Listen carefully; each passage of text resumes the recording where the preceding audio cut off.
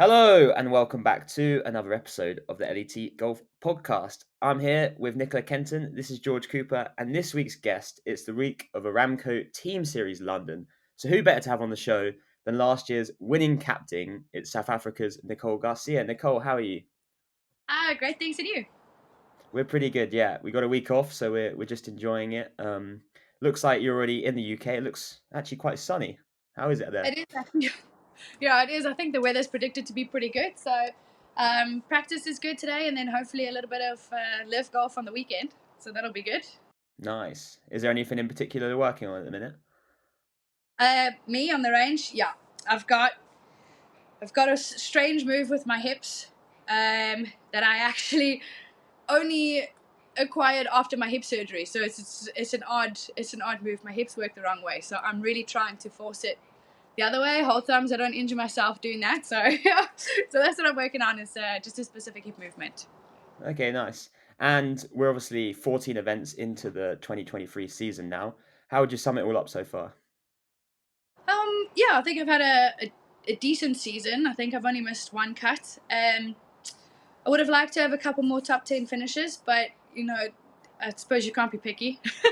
Like, making the cut is a good achievement anyway. And my golf is pretty consistent. I'm just really looking for that win. I'm managing to get myself into contention, but not really being able to finish it off. So I just need to figure out why that's happening and where that's coming from. So I think one thing is that my technique is not good enough to hold under pressure. So that's why I'm working really, really hard on this hip motion.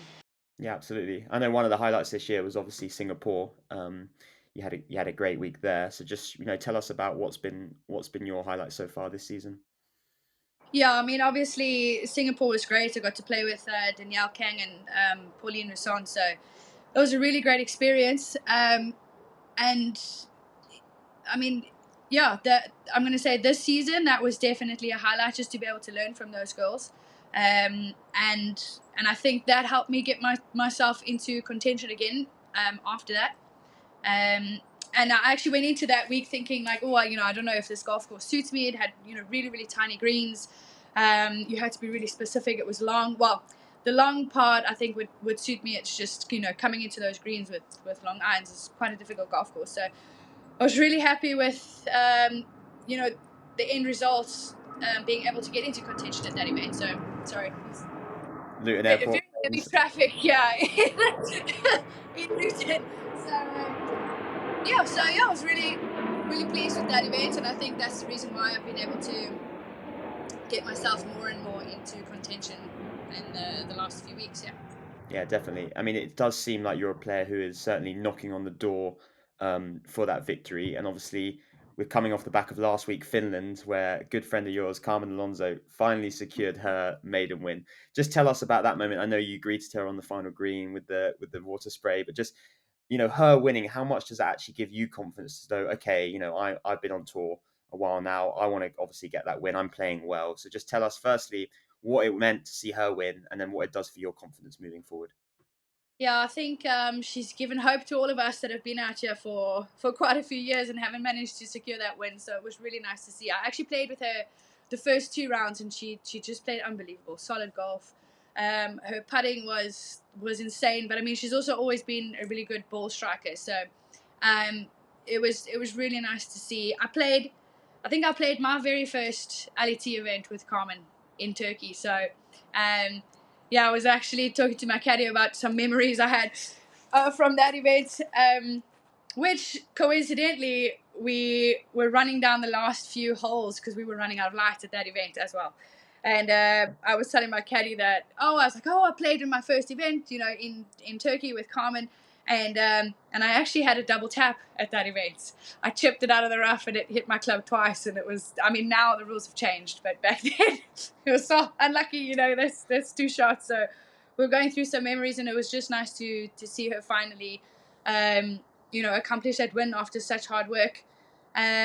And she's just both her and Maria I've known since I've been on tour, and it was just so nice to see all of their hard work pay off.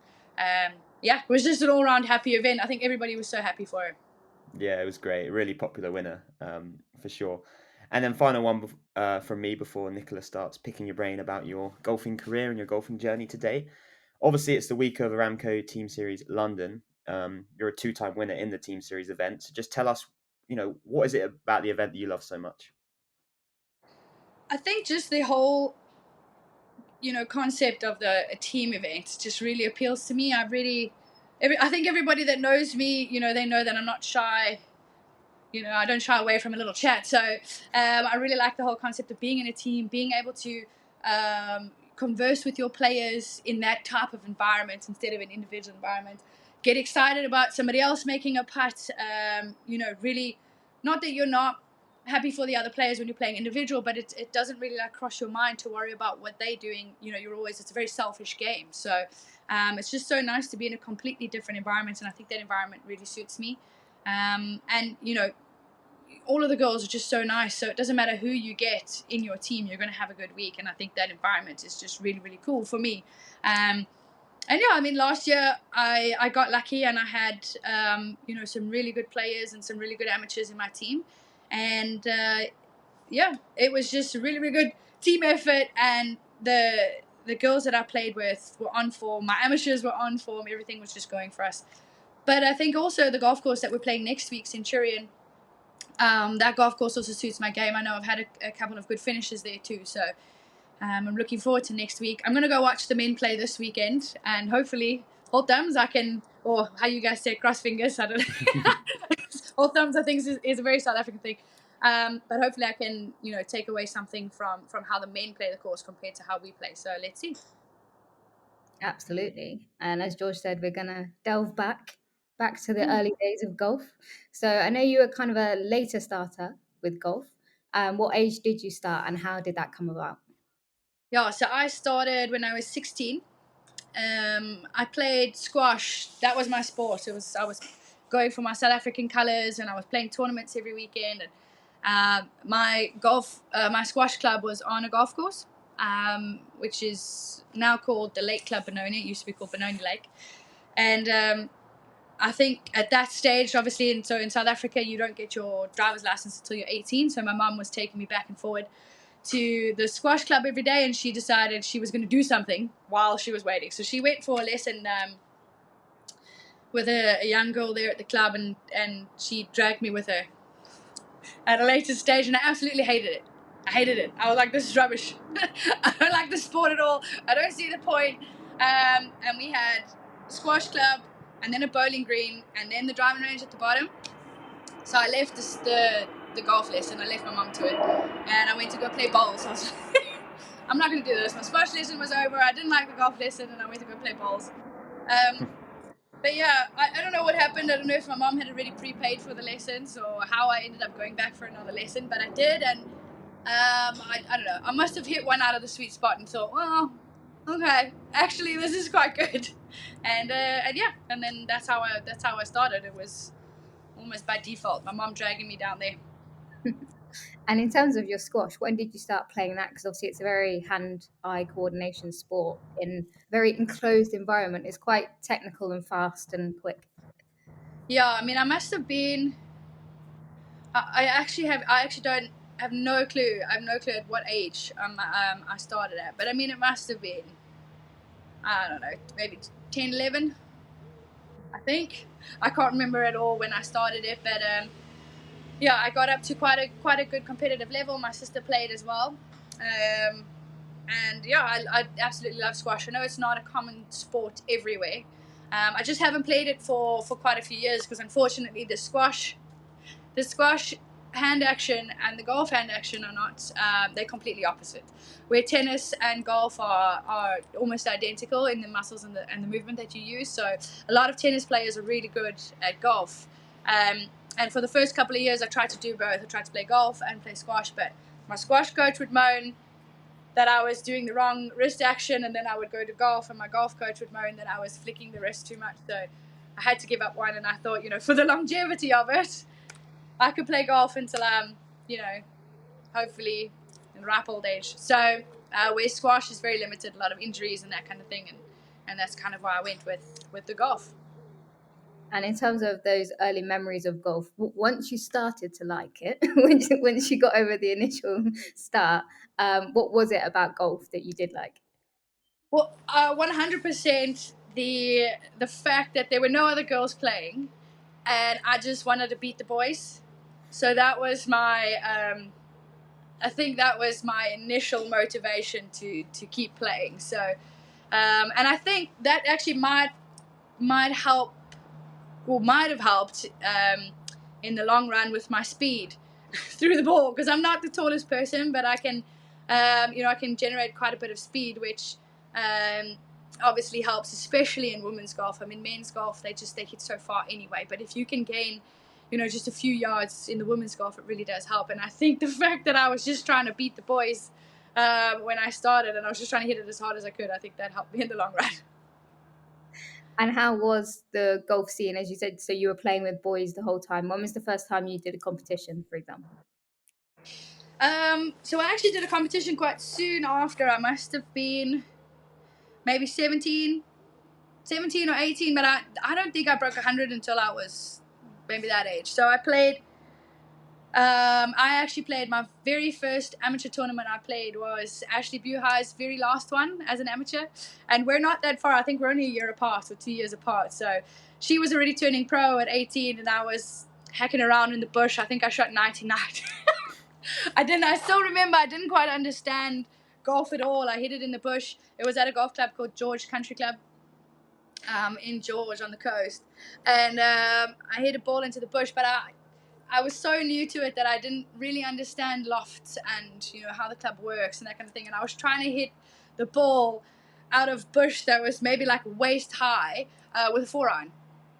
So, needless to say, I was not a natural born golfer. That's for sure. I had no clue how it all worked.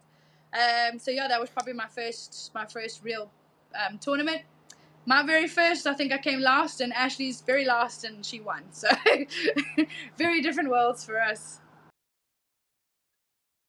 Yeah, for sure. But what was it like kind of getting to play tournaments and obviously developing yourself as a golfer in South Africa at that time? Yeah, I think it took me quite a while. Like I said, to start, thinking golf. I didn't. I was very immature, if that makes sense. Like my the way that I thought on the golf course is very, very immature. I just wanted to hit it as hard as I could. I had no feel shots. So I just, for the first few years of playing tournaments, I loved playing tournaments. I played all the tournaments. So after I played the first one, I loved the competition. I enjoyed, the girls that were playing with me at the time. So I played, almost everything. But it took until I was about maybe 22 to start winning on the amateur scene, and really, starting to understand. I'm not going to say that I did understand how to play golf. I could hit the ball, no problem. I could strike the ball. I could hit the ball. But in terms of getting it in the hole, I was maybe still very, very young. And I turned pro at 23. I studied at home, and then I went to Q school in Morocco in 2014. And yeah, I ended up getting my card, had no clue what it meant. I had to phone Leanne Pace, who I actually really didn't know at that point anyway, but she was probably the only one that, I thought maybe could give me advice. And I had to phone her and ask her, what did it mean? Should I take the status? Should I not take the status? And so it was a very quick transition for me from not playing good golf to playing a lot of tournaments, winning, I think, 3 or 4 tournaments in 1 year when I was 22, and then turning pro at 23. So and then that was a massive learning curve for me from then on. Just learning, how to play. And I'm obviously still learning every day. I think everybody is.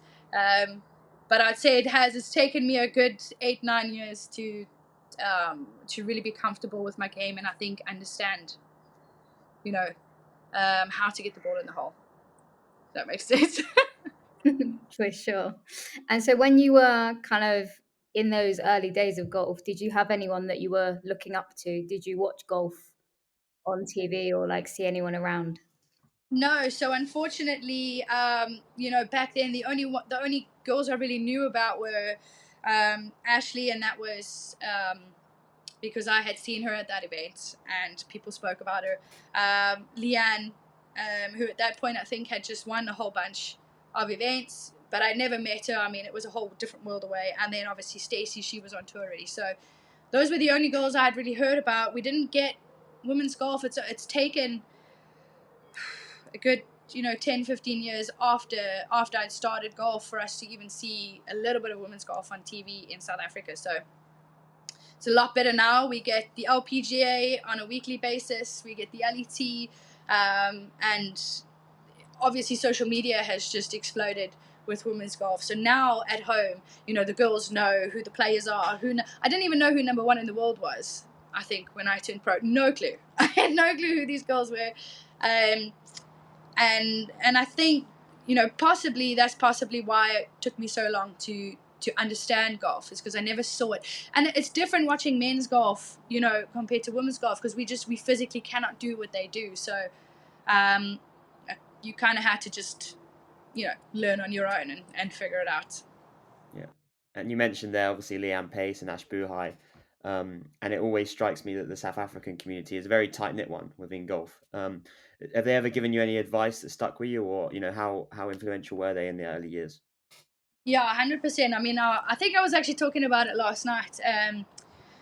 We were talking about some, how to play with feel, instead of just trying to hit everything flat out. And I said, oh yeah, actually, my husband and Ashley and her husband, I think at one point maybe about 7 years ago, they had like a little intervention with me. We had a braai at my parents' place, and they just kind of said to me, like, you don't know how to play feel with feel. And obviously Ash is probably the most feel player in the world. So for her, she obviously just couldn't understand the whole concept of just trying to hit something flat out and you've only got one shot and you've only got so yeah, she's definitely been a big influence in my golf.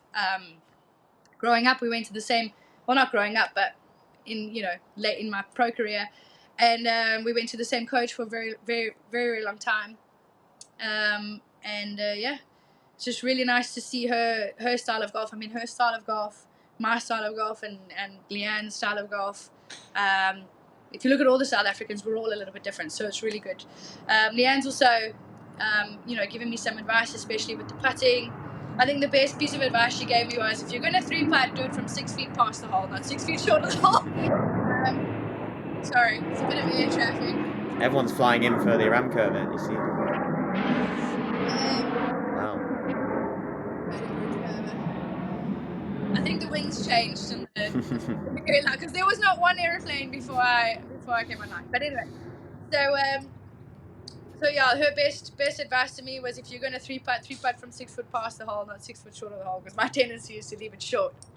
Which, if any of the caddies that have ever caddied for me are watching now, are going, yes, short, leave it short. It's a little bit of a joke, I think, between all of us.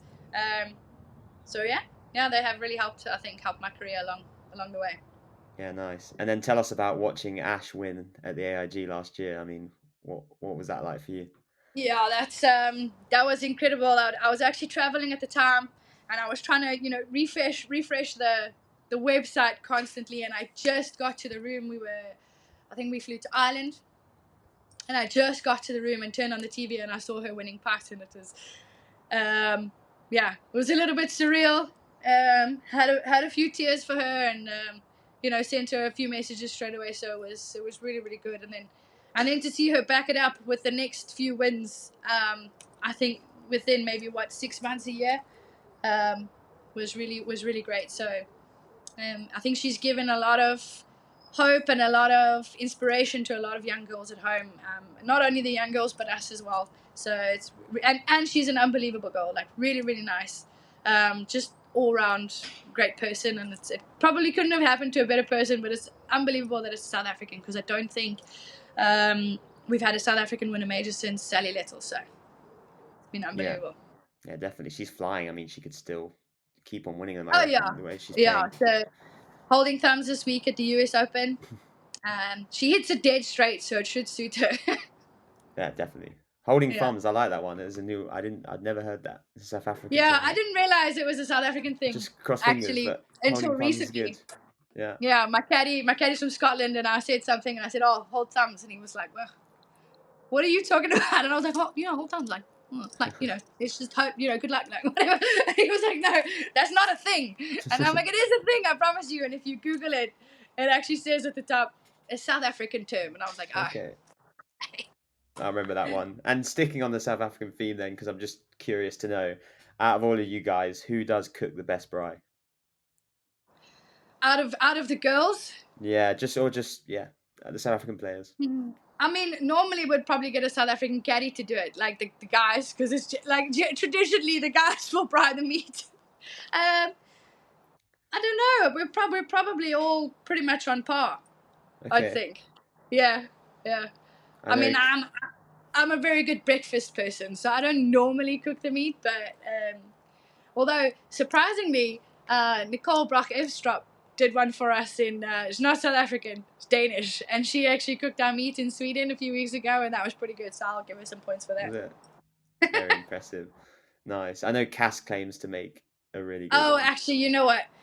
Probably now that I think about it, I forgot about Cass. Yeah, she's probably going to be the best one. Yeah, I had to drop her in because I think she would have something to say if she wasn't mentioned in this Yeah, conversation right now. I would definitely get lambasted if I didn't Yeah. remember Cass. Yeah, for sure. She's definitely tops there.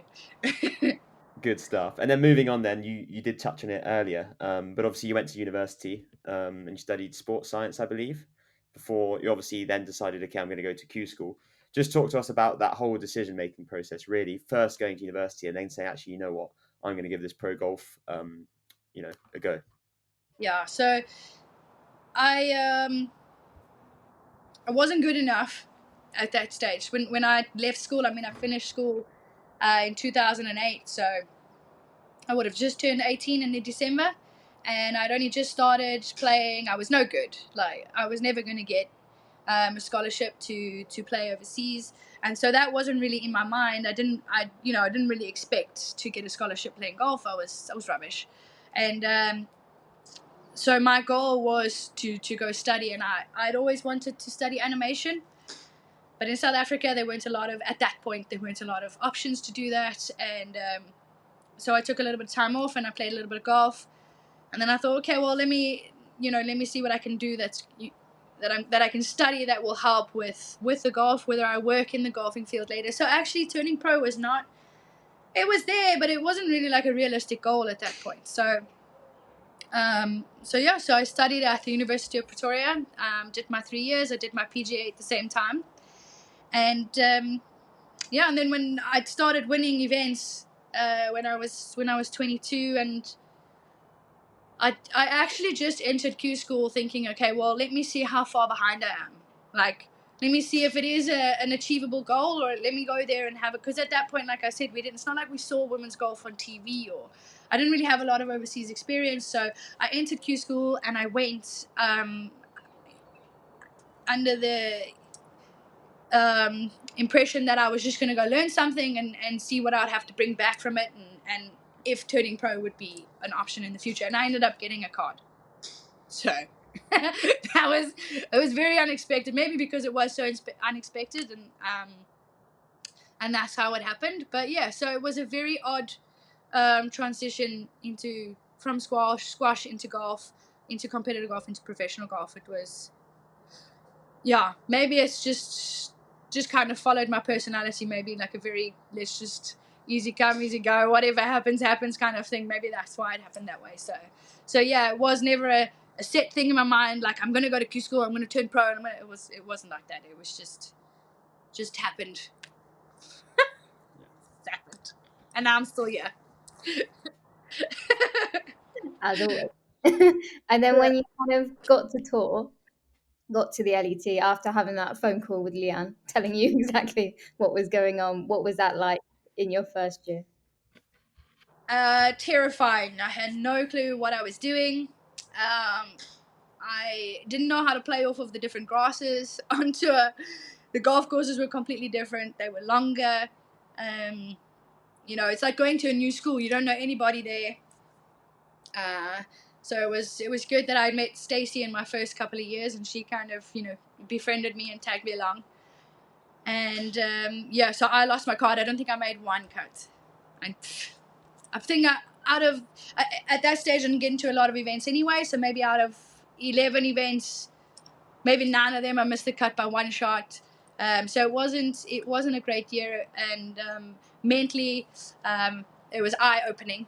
So I went back to Q school at the end of 2015. I might have the years wrong now. It might be 2013 and 2014. But anyway, went to back to Q school at the end of that year, and I think I won the first stage and I came 5th at the second stage, and then I've managed to keep my card ever since. So it was a massive learning curve for me that first year. I would say, what was it, apart from the fact that obviously you didn't have the overseas experience, as you say, with the different grasses and stuff, was it also the fact that suddenly you're in Europe and you're traveling and you're doing all this other stuff on top of still learning the game of golf? Yeah, for sure. I was by myself.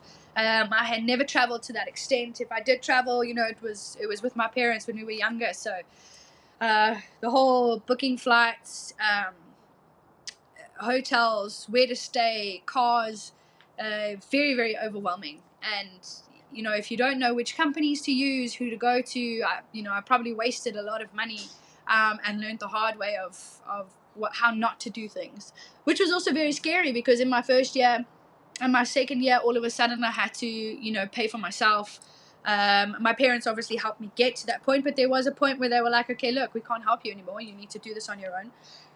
And then you're fighting for every penny, and the more cuts you miss, the more you're just watching your bank account just deplete, and the more stress it adds. And I think a lot of young golfers go through that, and you're basically living day to day, tournament to tournament, and like I said, it was very eye opening, and I'm pretty sure there are a lot of girls that are going through that right now. I'd like to think though that there's a lot of girls that would be comfortable coming to the older girls on tour to ask for advice, which I think the girls have been pretty good about that. So yeah, crazy experience. What was it like when you got your first top 10 finish?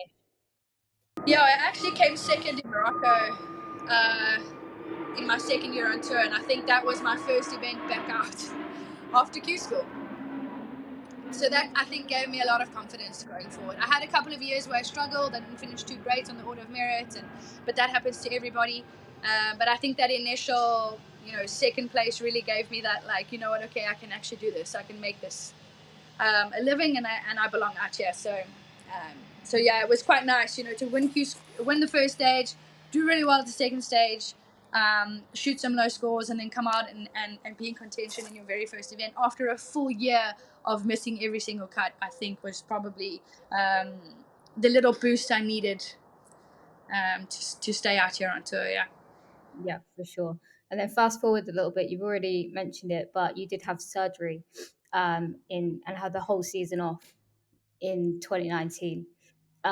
So talk me through, obviously, what happened with the injury. You mentioned earlier it's hip injury, and what you had to do after that. Yeah, so I had the right hip, my labrum had torn. So basically, I think 80% of the population has this problem. It's just the normal average person who's maybe not as active in the rotational move that we are in. You'll probably end up having hip surgery 50s, 60s, 70s. Whereas for the golfers, because there's actually a lot of golfers, if you go and have a look through who's had surgery on what, there's a lot of golfers that have had the same surgery that I have had. And so your bone doesn't quite fit into the socket very well, or you have like a little, what they call, I think it's a cam or a spur that sticks out, and as you're practicing and moving and exercising, it tears through the labrum. So my labrum had torn off, and I had a lot of back pain, and I actually felt it go in my first year on tour. And I remember the tournament because I felt it pop at a tournament in Germany. We had a tournament right in the beginning. We've now recently got that tournament back, but there used to be one in Germany. And I have had the pain ever since then, and I just thought I was weak, so I was making it worse by trying to do a lot of exercise, a lot of hip things, because I could feel there was something wrong in the hip, but I was having a lot of pain in the back, and so yeah, I played my first 4 years on tour with that injury, so that probably didn't help my performance either. But I thought I was strong, and I thought I was young, and I didn't think anything could be wrong. So if anybody's watching this and you have a little bit of pain, go and check it out, because it could save your career in the long term. So yeah, and I had the whole of 2019 off. I didn't hit a ball for 11 months.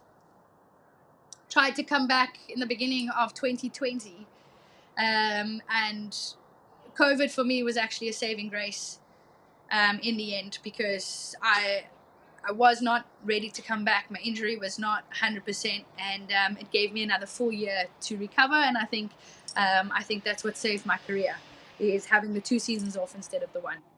So,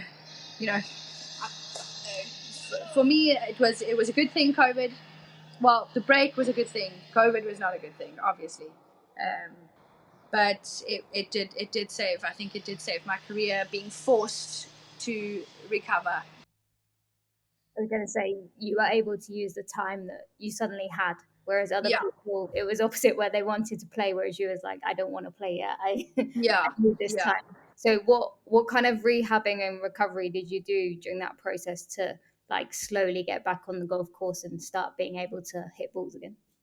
I had quite a few months of doing rehab with a bio, a lot of physio, slow movements, a lot of getting back into walking, and then slowly getting back into lifting weights in the gym, and then a lot of Pilates. So my surgeon said to me that if I wanted to,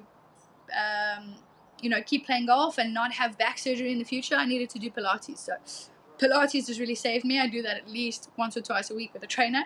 And it's unbelievable for golf, Pilates. So I'd probably say that's what got me ready to be able to swing and not injure myself again. And then when you did come back to tour properly in 2021, how did you find that? Kind of, obviously, you're coming back from an injury, you're testing yourself out to see if you are fixed, if you don't have pain. What's that like? So it was a lot of trial and error of, how many weeks in a row can I play without, tiring or getting sore or injuring myself again. And I learned very quickly that my max is 3 to 4 weeks, and then my body doesn't quite doesn't do well after that. So I did a lot of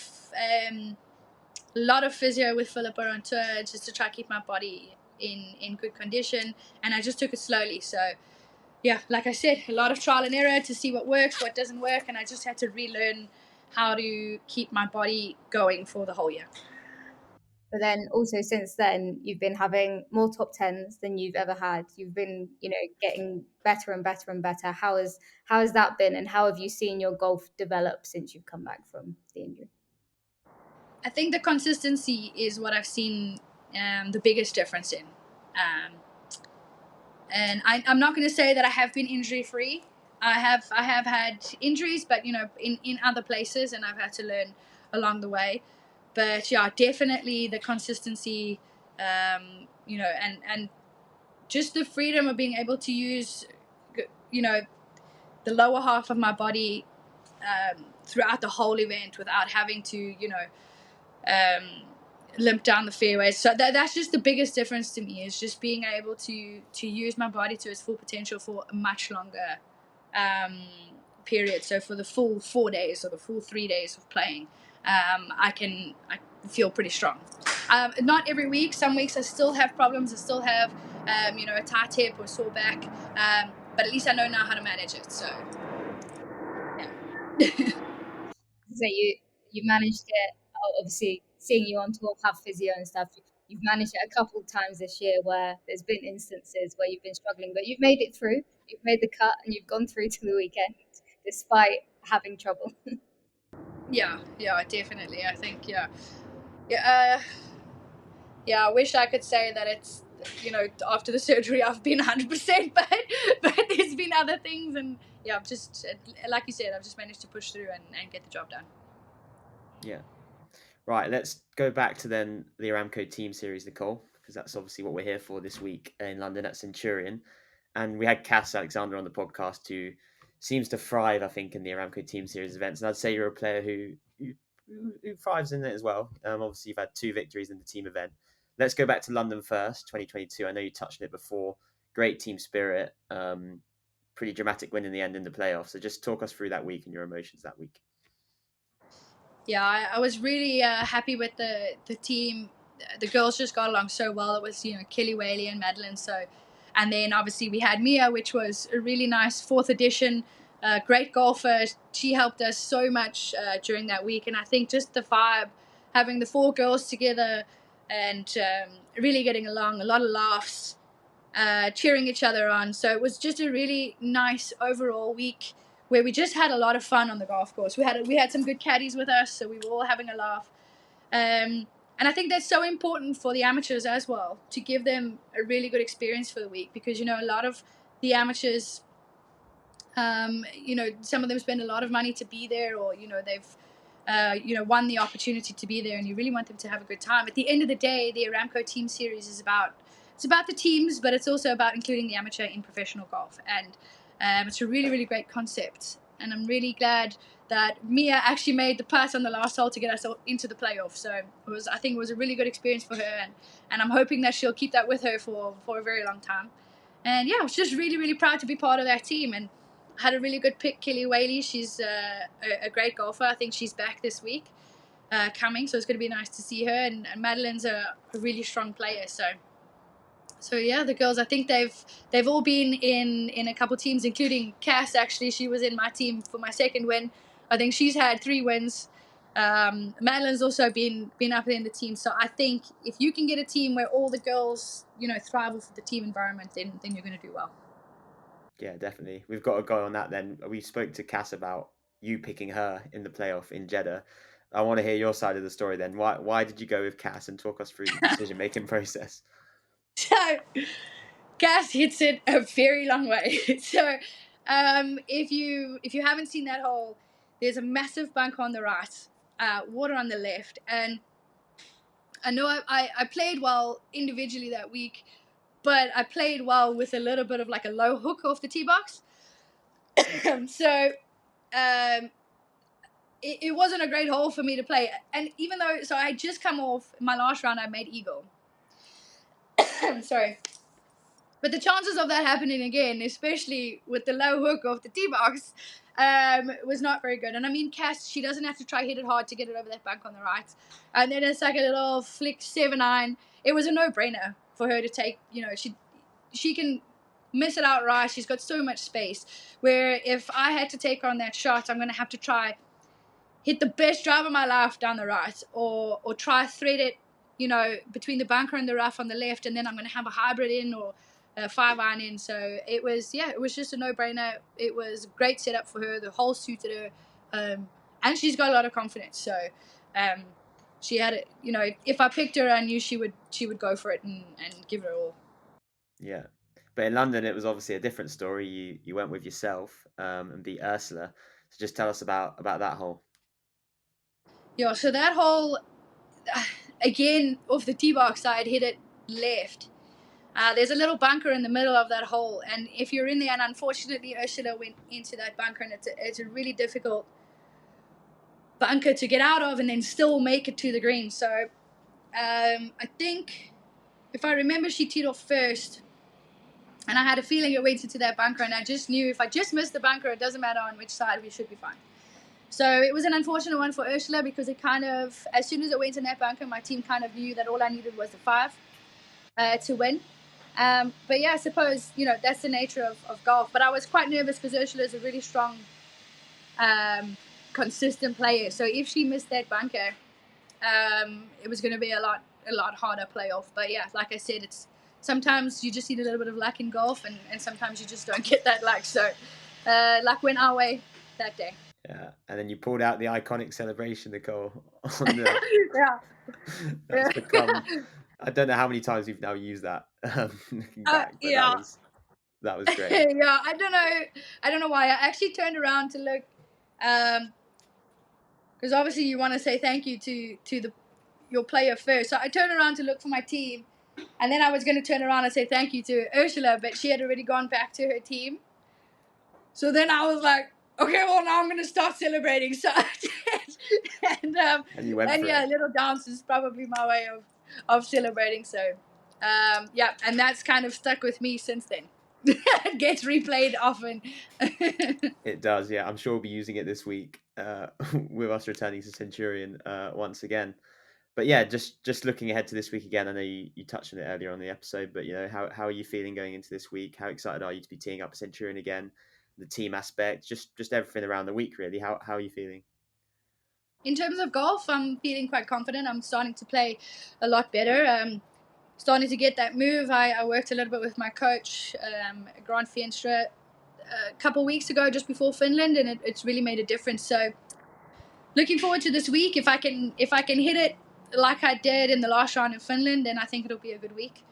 I just got to get that putter going. But I like the greens. I like the greens at Centurion, and it's a great golf course. So yeah, overall good feel. I love the team event. So it's always a nice feeling going to an event that you're excited about. Yeah, it's quite unique Centurion, is it? I always feel it's like two completely different nines. You've got like the inland Oh yeah, course with the tree line, yeah, and it's almost more open, isn't it, with sort of farmland? yeah. Especially the first 3 or 4 holes. It's completely completely different golf course to the rest of it. It's not an easy golf course though, because as soon as you get out into that open and the wind's blowing, it's not easy, and it's been really hot and sunny here, so I presume it's going to be quite firm. So yeah, the guys played there yesterday for the live event, and they were saying, that it's a tough golf course, so it's a really good test. For sure. And now going to off the golf course things. You're a woman of many things, Nicole, but we'll start with your cats and your animals.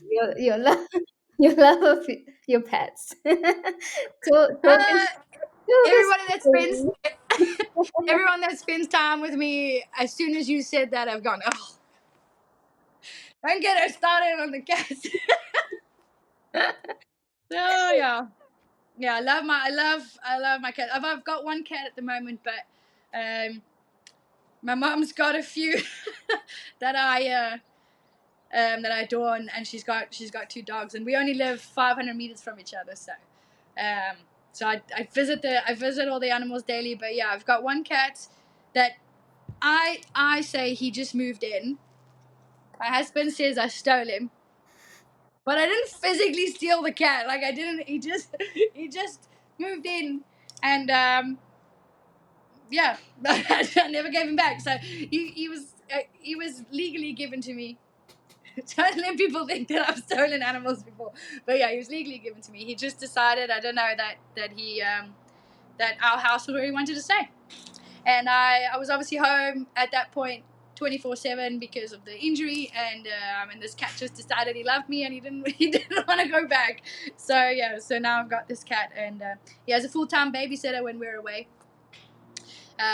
So yeah, he's really loved. His name is Bobby, and I don't stop going on about him. So my caddy my caddy has heard more about the cat than anything else, I think. So Well, I knew that. Well, Bobby just wanted to heal you. That's what wanted to do when you were injured. oh And yeah. yeah, cats very much choose their own house. It's up to them where they decide to go. Yeah. Um, but another thing you like to do that we share together is reading. You're someone who takes a lot of books on tour, but as I've learned recently, you've decided you can't take 20 books with you every tournament. And we've gone to Kindle. We've gone electronic form now because it's too much space that the books Yeah, take. I know. The weight limit was becoming a problem. I think the last event, what do we have? I had like 7 books, and then I think you still gave me another one. That's a lot of weight in the luggage. So I bought myself a Kindle when we were in Belgium, and yeah, much better. So I mean, I am the type of person, I like to have the book. Like I'm, one of those that like keeps them as, I don't know, little I don't know, prizes after you've read the book. I don't know what to say, but yeah, now I've got the Kindle, and I don't have to pay so much in overweight because I'm carrying around a whole library with me. So yeah, but yeah, we're definitely myself and Nicola are in a little book club. LET book club, constantly swapping books on tour. And yeah, as Nicole said, was it Belgium or Florida the week before? I don't know. I had 7 books. You had 7 books. We swapped a couple of books. There was a lot of weight limit of books. Yeah, it was a bit crazy. A bit crazy. Trying to fit into suitcases, which did not work. But when you're not on the golf course, what do you like to do, whether that's at home or if you're away traveling? I know you really love traveling and the fact you get to do that as part of your job.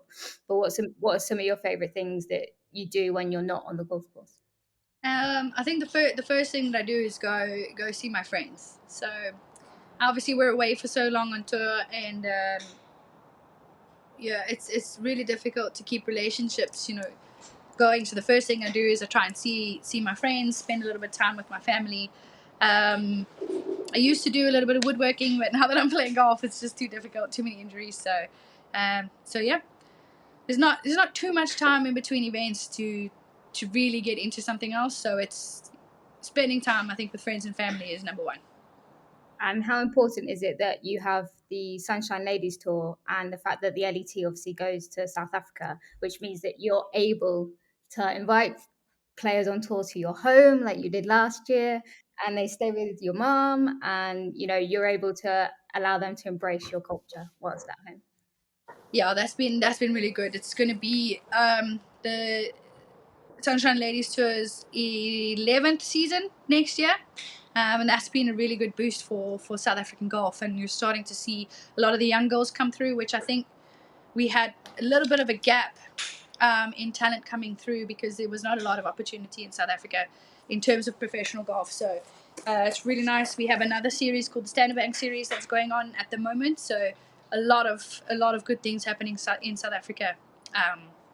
With women's golf, and I'm really proud to be part of it and to have been there from the beginning.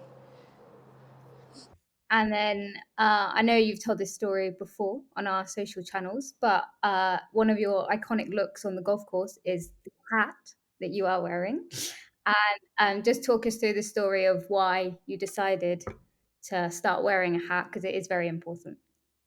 Yeah, so it was a health decision rather than a very stylish decision. It was not a fashion decision. It was, I had like quite a big red, very very painful lump appear on my ear, and I'd had it come up a couple of times in the past, but never thought anything of it. But this time it just never went away. So I went to a doctor, and they said to me that it is early signs of potential cancer cells. And if I keep going in the sun, it will turn into cancer and I will lose part of my ear. Which was obviously quite a big shock because I wore, factor 50 every day, which now I'm on to factor 100, even with the hat. And reapplying, and I've got the sleeves on every day. It doesn't matter if it's the rain or sunshine. So that was a really scary thing for me to hear, that if I keep going in the sun. And I was like, well, this is my job. Obviously the peak cap only prevents so much. I think your protection is literally just under the eyes here. And I've got a lot of skin damage from the top of my nose, around my eyes, and onto my ears. And yeah, it was just a very, very scary eye opener. And my husband sold these hats in his pro shop at the golf club, and it was during 2020. So I helped him coach a little bit while I wasn't on tour, and I was wearing these on the range, and I just thought, you know what, this is my look now, because it saved me so much. I could feel the difference in my skin, the protection that it gave me, and yeah. So then I came out, I think, end of 2020 with it for the first time. Made a new fashion statement, but yeah, that's the real reason why I wear the big hats. Yeah, it looks great, I always think. And did it take a while to get used to it wearing it, or going from the standard one to that? Not really. I think because I stood coaching in it for a couple months before I started hitting, so you don't actually notice it anymore. Like, I can't feel it, I can't really see it. So yeah, it was pretty easy transition. And I see there are a couple other girls that are wearing them now, which I'm really proud about. Nice, yeah. Start the trend. It's good. Yeah, yeah. Lovely stuff. Right, before we go then, Nicole, we are going to hit you with some of our rapid fire questions that me and Nicola have put together. So some good ones in here, so we'd like to get your thoughts. So we'll start off then. Actually, we'll start off with the reading theme because we know you love your reading. You got your Kindle. So what is your favorite book, and what book are you reading right now? Wow. Okay. Favorite book is probably going to have to be the Harry Potter series. Still, forever will be my favorite books. And what am I reading now? I'm on 2 books. I'm on an audiobook, which is The Witching Hour by Anne Rice, and The Serpent's Wing. I don't know who it's by. That's the other one that I'm reading on my Kindle, but I don't know who the author is. It's called The Serpent's Wing, Nice. I think. And which Harry Potter book's your favorite? Probably The Order of the Phoenix. Okay. Good. Solid. Okay then. Favorite food? It can be to cook or to eat. I'm gonna say probably anything like probably breads, pastas, and that's because I can't have it because I'm gluten free, and it's horrifying. But yeah, in general, it probably would be like a pasta or a pizza, something like that, with gluten in it. Those are the best. Nice. Now, this one's probably a tough one because we know you are a popular player on tour and you have quite a big circle. But who is your best friend or friends on tour? So I'm probably gonna. I've got a lot of friends, but the girls that have been the closest to me the last few years is definitely Stacey Bregman and Maha Hidoui. Hidoui. I was gonna say you said her name wrong. Yeah. Yeah, we always see you guys together. It's always a nice vibe. Good stuff. Who's your favorite sports person outside of golf? Outside of golf, that's something that I actually haven't thought about. That's why to we're be here honest, to put the yeah, question forward. I'll have to think. I'll have to get back to it now. And there's so many unbelievable sportsmen, but there's not one that I'd be like, yeah, Yeah. definitely. Was there anyone? Because you mentioned before you didn't watch too much golf growing up, especially not women's golf. So was there anyone that you particularly from any sport that you enjoyed watching as a child? Not actually a huge sport watcher. Okay. So yeah. You can ask me about like animated movies or something. I'll tell you. But sportsmen. No. I mean, I've obviously admire a lot of people, but I don't think I grew up thinking about a specific person. No, fair enough. And we know then you love traveling. Where's your favorite place to go? Probably just at home into the bush safari. Easy one. Safari over the beach then. Yeah, definitely. Nice. That's all from me then. Nicola, have you got any quick fire questions for our guest? Well, you just said it yourself. So what is your favorite animated movie, Nicole? I mean, you can never go wrong with The Lion King, guys. You can never go wrong. It's just giving away my age a little bit, but yeah. It's true though, you can. Yeah. Classic. Yeah, 100%. And if you weren't doing golf or in golf right now, what would you be doing? I would be working for Disney as an animator. 100%. We got to see some of these drawings now, Nicole. I didn't know you were I haven't drawn in years. It'll be like a stick figure now. Those things you got to practice. It's not so easy. Good stuff. Well, I think that's all we've got time for then, and we know you're obviously at the range right now, so we will leave you to carry on your practice for a big week ahead at the Aramco Team Series London. Nicole, thank you for joining us. It's been a really fun hour. Awesome. Thanks, guys. Perfect. No, guys, thank you everyone for listening to this episode of the LET Golf Podcast. Give us a follow on socials at LET Golf and head over to our YouTube for next week's event, where it is the Aramco Team Series London at Centurion.